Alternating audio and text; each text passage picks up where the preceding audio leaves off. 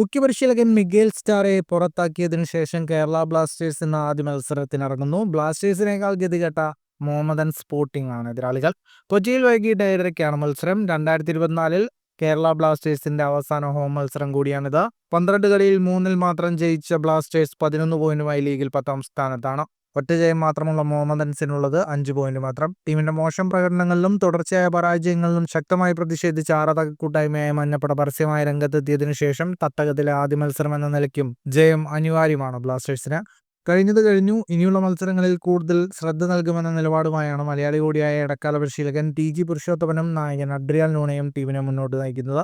പ്രതിരോധ നിരയിലെ പാളിച്ചകളും ഗോൾ കീപ്പറുടെ അബദ്ധങ്ങളുമാണ് സീസണിൽ ബ്ലാസ്റ്റേഴ്സിനെ പിന്നോട്ടടിച്ചത്. മധ്യനിരയിൽ അഡ്രിയാൻ ലൂണ നിറമങ്ങിയതും ബ്ലാസ്റ്റേഴ്സിന് തിരിച്ചടിയായി. ഇനിയുള്ള മത്സരങ്ങളിൽ പ്രതിരോധ നിര എത്രത്തോളം ഉണർന്ന് കളിക്കുമെന്നതിനെ ആശ്രയിച്ചാവും ബ്ലാസ്റ്റേഴ്സിന്റെ ഭാവി.